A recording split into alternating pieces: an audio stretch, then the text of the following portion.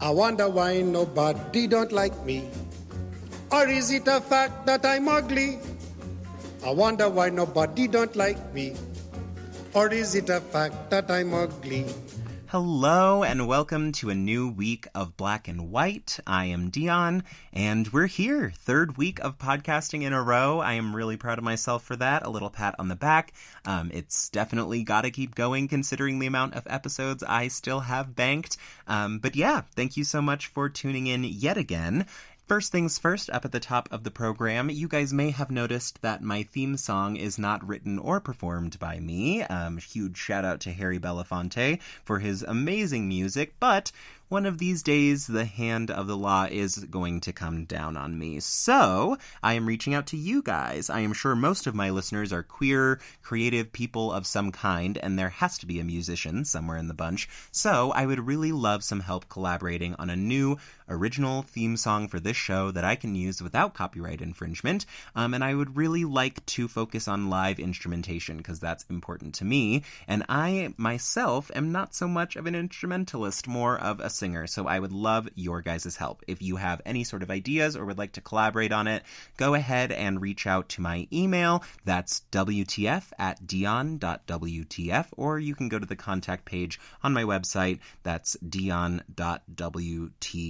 And I promise I'm going to have some more original, less basic artwork coming in the near future as well, though I'm not much of a visual artist either. Performing art. That is my thing. Anyway, let's get into the bulk of the episode. I am so excited to present you guys with another double hit of Black and White episodes. It looks like that may be the format of the pod going forward. But this week marks the beginning of a brand new All-Stars Revenge of the Robbed season of Turbo Pageant. You may have heard a little bit about it on my episode with Pastiche, and you're going to hear a whole lot more about it this week as I am interviewing the two co-creators, the co-hostesses of Turbo Pageant, Florida Man and Nicki Jizz. So look out for Florida Man's episode coming out on Wednesday. But first, today I am sitting down with Nicki Jizz, who in addition to being a co-host of Turbo Pageant, she was voted the very best drag queen of the Bay Area. Well, that's a huge accolade, as well as the mother of the House of Ho, and she is an all-around sweetheart and an amazing person to sit down and speak with. So I'm very excited to share this conversation with you. Podcast starts now. Okay, we are here with Nicki Jizz. How are you doing? I'm good. How are you? Doing so good. It seems you've had a busy day of interviews, in addition to this one, so I hope I don't exhaust you too much.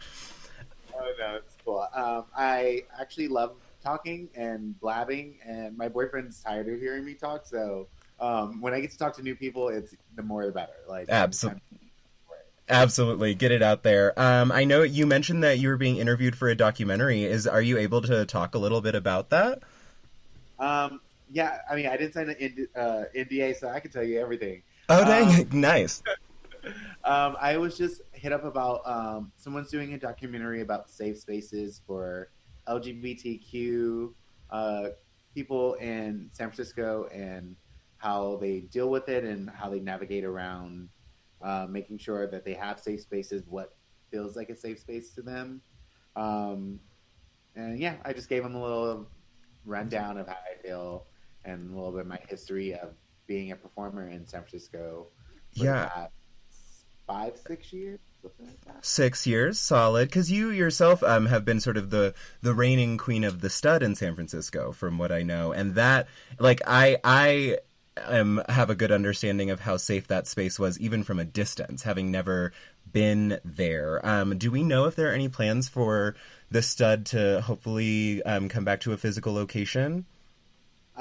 Yes. I made them promise that they would open it something, and good. Believed in them. The plan is that the stud is not done, just because the stud no longer has 4 walls and a roof. That we will eventually find a new place for it. And that's something that we are, I say we, like I'm actually searching for it, but like I work at the set, like pretty much. So it's like my home. So like, I know that they are constantly looking for a new place and working on how to make that a nice, safe environment for everyone. Um, Good. and Because, yeah, you don't want, like, can't keep our queer communities down, and I want to be able to, like, fly to San Francisco and do some drag at the new Stud. So I've got my fingers crossed for you guys. If you need help on the real estate team, let me know. Because I don't know if we've ever had a chance to talk about it, but I am originally, like, from the Bay Area of California, and grew up, like, all the way through elementary school there, and was so devastated to learn that there was such an amazing queer community after I was far gone, and I went through my own queer journey here. Yeah, you're like the Sud. I mean, San Francisco in itself, like, was very. I'm originally from Los Angeles, so I'm not a Bay Area original, like, native. But I've been here for 11 years now, and when I started really branching out and going to different, like, queer, like, going out to, like, gay bars and things like that in San Francisco, like, at first I did the Castro because that's what everyone does. Of course. And then I found Soma, and I was like, oh, this is more my style. It's not like Castro just reminds me of a Queer as Folk episode, and I'm yes. Like, I need an episode of Queer as Folk. 90% white and very well sorted bisexual position. Yeah. And I'm just like, no, I don't need that. Did that show take place in San Francisco? Is that what the vibe was? I wouldn't say it's like Boston or like okay, Chicago or something like that, but they did have a place called Boys Town, and I know Chicago has a Boys Town. Okay, well, they had a Boys Town. Hopefully the name change is becoming a little more official. Exactly. I think they should just call it Themsville. Mm-hmm. Like, Themsville. The gay place. Yeah. Gay Street USA, absolutely. Just remove all of the conflict about it. So now that you mention your upbringing coming from LA and everything, that's a great transition into this first little segment. So to introduce you more deeply to the listeners, and so that I have a little bit more to work off of and get to know you a little deeper, I ask every guest to tell their life story in 1 minute. It's supposed to be chaotic and ridiculous, and try and just think of like where you came from, family stuff, selected traumas from throughout high school, all of the highlights that kind of led up to where Nicki Jizz is now. Do you feel prepared?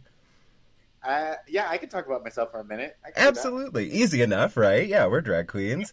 Okay, I am putting 1 minute on the clock. Ready, set, go. I was born in Los Angeles, California as Nicholas Devon Marshall. Nicholas with an I instead of an A. My mom got really creative with that. I was the firstborn out of my family. My mom and dad had me and my little sister, who came like 7-8 years later or whatever. I'm the pretty one, so that's all you need to know about that. I grew up in LA for that time until my parents split up. And then my mom was very influential in my life. So was my grandmother. She pretty much raised me. I grew up in Inglewood, and then eventually had really good grades and got bused out in a magnet program to the Pacific Palisades, which is like in between Malibu and Santa Monica with rich white kids. So that definitely like changed a lot of my life as well. Got into a lot of rock music because of that, and friends who like said fuck their parents a lot, and I was like, wow, that's crazy. My mom wanted to shoot me for that.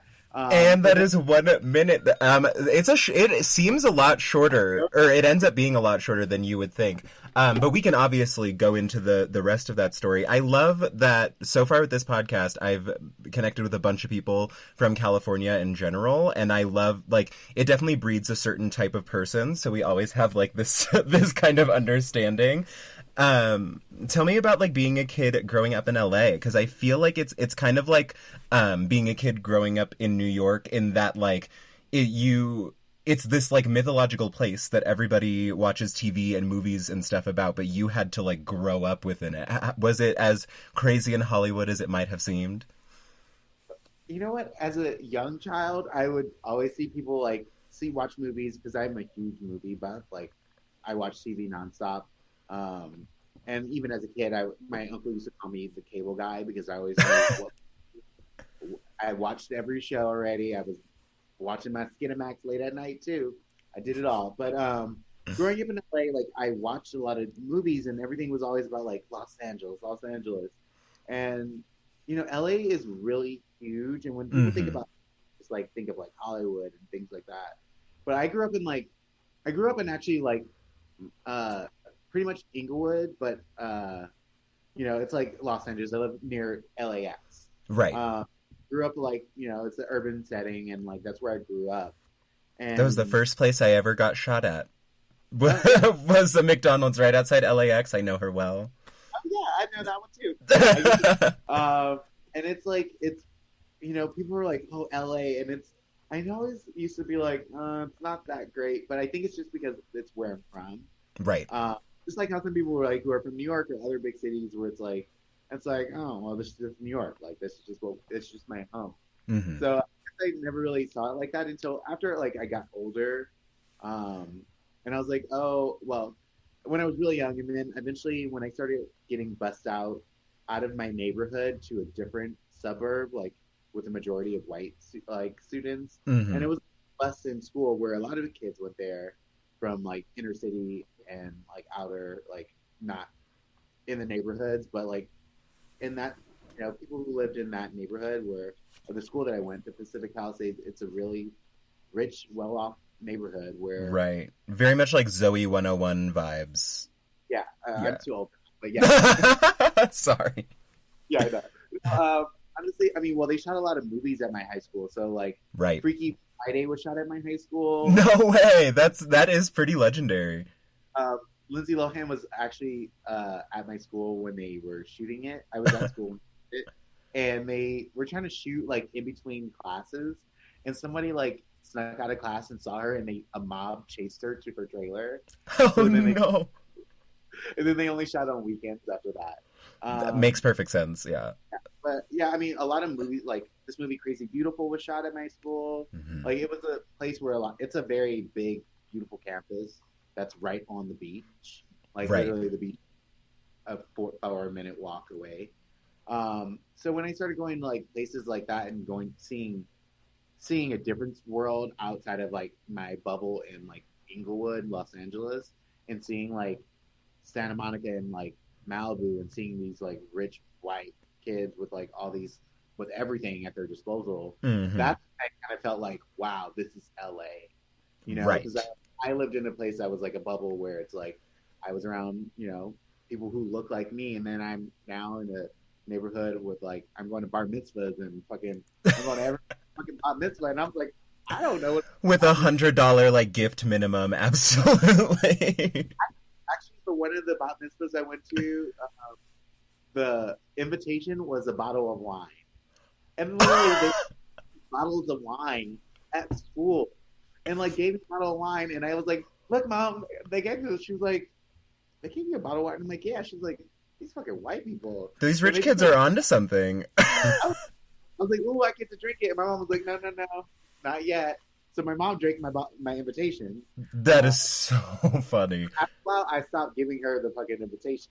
Well, absolutely. I mean, obviously, you got to keep that. I'll take a picture of it. Yeah, it's always nice to be that queer brown kid, like just raking in the benefits of going to the rich school. Like I left the Bay Area for to come to Colorado with my parents from all of middle school and high school, and we went from like extremely diverse Bay Area. Like I felt very, very at home being a light shade of brown, and then ended up in Colorado where myself and one other half-black kid made up the single black kid in our grade.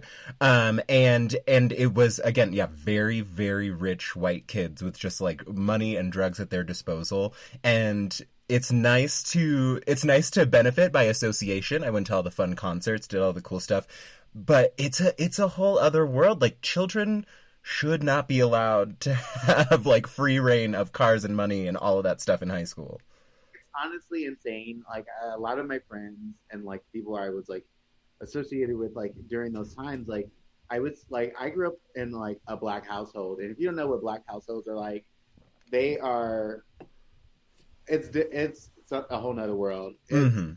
Your mother, your father, you're in a black household, whatever your black parent says, it is like a decree from God. 100%. Also, the rules change whenever they want to change the rules. Exactly. Because it's a decree from God. It's up to them. Oh, you read the scripture wrong, bitch. It's my house. It's my roof. It's what I say.